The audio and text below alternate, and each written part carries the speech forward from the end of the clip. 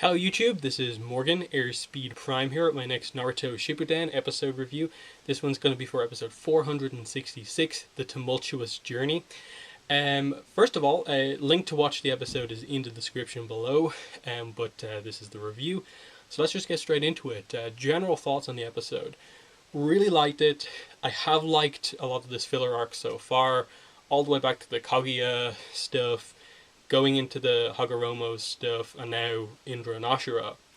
And this episode really solved the issue that I was having with the last episode, in that it was so focused on Indra. I don't feel they presented Ashura all that well in that episode, but they kind of reversed that in this episode, in that Indra is only in this one as much as Ashura was in the previous episode. So Ashura gets most of the focus here, and just with those two episodes, we now have a base idea of who these two characters are, and I suppose why it is such a kind of challenge for Hagoromo to make the decision about who is to be the successor of Ninshu, who will be the next in charge of this, growing organization kind of movement, basically. And it's just, I think, really well done how they really kind of made Ashura his own unique character here, in that he's not just a carbon copy of Hashirama Senju. He's not a carbon copy of Naruto. He has elements of them to the point where you can tell that they are somewhat similar. But especially the idea that he doesn't want to be, Ashura doesn't want to be the successor to Ninshu. He is fine with letting Indra be that way. The only doubts that he has is that he would have preferred it if Indra was more like he was when he was younger and more caring. But he has hope that Indra can kind of go back to the way he was over time. So I do like that he's, even though he has kind of doubts and is a little bit intimidated by his brother, he still has hopes that he will go back to the way he was before, but doesn't want to take on the leadership role to oppose Indra, which is the opposite of, obviously, Naruto, who wants to be Hokage. To some extent the opposite of the same as Hashirama, in that he was fine with kind of letting Madara be the Hokage, but he was kind of elected by the people, so he kind of ended up taking it on. But I like how they just overall did it. And then the way that this episode went with the plot, I actually quite liked. I thought the decision was just flat out going to happen in this episode about who was going to be the successor. But instead, at the basically moment where you think he's going to do it, he assigns them both a mission, basically similar missions but to different locations, to basically just solve a problem in each location. They are the two remaining locations in the world that haven't yet been healed, fixed, addressed. Obviously still suffering from the effects of the battle that Hamura and Hagoromo had with Kaguya. So he's sending Ashura to one of these places, Indra to one of these places, and how they go about handling that problem will determine for him who is to become the next successor. So really cool setup that this is setting up, this putting them against each other, and because it obviously sets up what I suppose their personalities and how they'll approach doing this, in that Ashura's approach to handling a situation will be to get in touch with the people, kind of understand what they're going through, and help them positively, and potentially fight or deal with whatever he needs to. Whereas Indra, the idea, you get the perspective that if he encounters a problem, he's just gonna be very straightforward with it. There's a problem, take it out, not really addressing the personal side of these issues. He will just solve it and leave, and potentially not leave the place in the best state it could be. Whereas Ashura, you get the idea that he's going to address the problem and the people and how they feel about it. But I suppose we'll get more of that in the next episode, as they, I think, will address what Indra's been doing on his part of the mission. But how they got to that point where Hagoromo had decided this was interesting, in that they had the plot with Taizo, who ultimately ends up being this character very similar to the kind of swindler guy Hagoromo met on the bridge, in that it's just the character, our main character, meets who initially is kind of a problem, but they kind of form a friendship. I actually really like the kind of similarities there. And just how ultimately I don't think that character in this one are too similar, but I like that just this it's this kind of ragtag group that kind of Ashura is forming here, and he forms a team to help him. He gets other people on board, whereas Indra I think is going to do everything solo very much. And I think they're obviously setting up Kana, who is the girl introduced in this episode, as potentially the kind of love interest for Ashura, which may be where the Senju clan comes from, which leads to the speculation of like, okay, Indra has the Sharingan, and looking at some of the other reincarnations, you have Madara Hashirama, which is basically Sharingan versus Wood style Jutsu.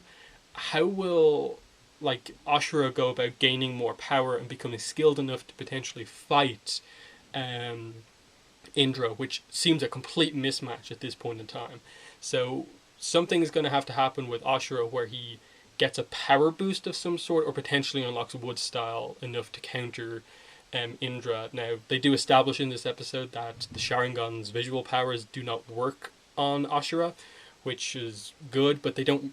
You still get that Ashura isn't very skilled and that he tries to do like a genjutsu, but it doesn't work. Doesn't work because he forgets the signs. But anyway, going back to the Taizo thing I mentioned, very interesting in that you see how ultimately gullible but caring Ashura is, and that he chops down the trees for Taizo when he basically explains like, I just want to create this kind of clearing, this path, so he can very easily get to between the fields and the house, and it'll be much easier. But what he actually does is basically just gets Ashura to chop down trees for him, and then sells the trees to buy money to buy medicine for his mother, who was sick. And Ashura just asked the question to him, like when he's kind of like upset that he's kind of betrayed him like this, and just like, why didn't you just ask me to heal? I have healing powers. And he just explains that his mother was against Ninshu. She doesn't like it. She doesn't feel the world needs it. And the interesting point here is Indra's approach to handling the punishment of Taizo, in that he's basically just like super black and white. You committed a crime, you have to be punished for it. I will let you away with it, Ashura, because you were kind of manipulated by this guy, but you have to be punished for this, Taizo. And basically imprisons him in a cave, and Ashura has to save him. And I like how it just really highlights that Ashura is willing to go against his brother when he really disagrees with him about these things, when he honestly feels that taking a more caring approach would be much better. And I think Hagoromo saw that too, in that he didn't counter Indra in like what Indra was saying, but he was just like, are you sure this is the right option, being so kind of harsh with this? And it presented the first idea of the two brothers in conflict, but as I said, I don't think their skill levels are quite on par just yet. I think there's a pretty big gulf between them still, but that will probably happen in the next episode or two. The other scene I want to talk about before I get towards the end of the episode, the stuff in the village later on, is the scene of Hagoromo and Ashura at Shiro the dog's grave. I thought that was really well done, because it really highlighted how much Ashura cared about his dog. One, because his dog, and two, because how much he cares about it, because the dog really helped to save his life, in addition to his brother. And just what this scene really gets across, it shows Hagoromo how caring Ashura is, and how good of a perspective he seems to have on things. And even Gamamaru is aware of this as well, that the two of them both realize the effective personality of the two brothers. One is skilled, but doesn't have any room for love, basically, or just the importance of bonds within someone's life. The other one is filled with that and really cares about bonds and forms friendships really easily with people, but doesn't have the skill. And which is the better one to choose? Because you do need both to be an effective leader, is what he says. So ultimately the question is, can Indra change his personality around, or can Ashura become more skilled, which is easier?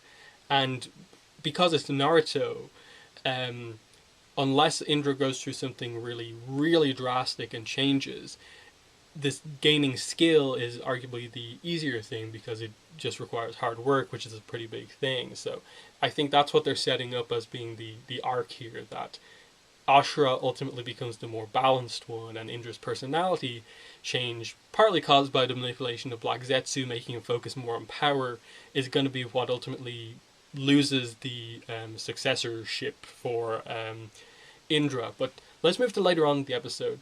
And basically, Taizo follows Ashura basically now because of how much he did for him, saving him, letting him go free away from Indra. And he basically says, that my mother's healed, she's back to normal, and she told me to follow you. Even though she doesn't like Ninshu, she told me to follow you because it's the right thing to do, and this goes beyond hating or not hating Ninshu. And I thought that was a really nice one in that her mother was just honestly impressed by someone who does practice Ninshu doing something so kind for someone, and says you have to repay him for this. So he kind of becomes Ashura's first follower or teammate, and then they arrive in the village, which I don't know. Maybe I'm just overthinking this. I have only seen the episode once, but when you get that first shot of basically the town they arrive at, is that the location of the Hidden Leaf Village that will eventually form over time? I think that's what they were going for, because it's like sunken into the ground. There's a big kind of cliff face there, and it very much seemed like that's what they were going for here. So the effective thing is that the Hidden Leaf Village is built on top of the point where the Divine Tree used to be, maybe? I'm not really sure, because obviously later on the Divine Tree is in a different location, which I don't know if that's purposeful or not, or what. Maybe I'm misinterpreting that, but to some extent this village is affected by the fact that the Divine Tree is or was still there. Because I think this is one of the things previously, in that they mentioned that Kaguya was sealed in the moon, but they didn't really address what happened to the kind of husk of the Ten Tails, which is the Ghetto statue. I'm so confused by some of that stuff, but the husk of the Ten Tails, what's left of it, basically the Ten Tails without the Nine Tails, the power of the Nine-tailed beast within it, that is still left there, basically the just remainder of the tree, and it is having some sort of an effect on the people of this town, as seen with Kana's mother, who is ill. Her skin color is all gone, and her hands are kind of covered in this kind of spiderweb type pattern, but it looks like it's like the kind of a root type thing, where it has some sort of a connection to the Divine Tree.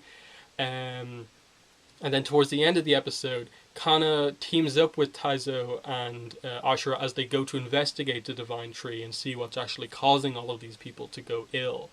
Because the thing is, this location is so abundant, like crops are growing like really good and stuff like that.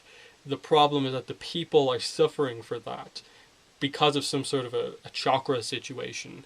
The other thing is that there seems to be some sort of an implication that there's something even more special about the village, in that the preview for next episode seems to suggest that Kana at the very least gets chakra, and Kana gets chakra, which, is it because of Ashura, is it because of the Divine Tree, or what?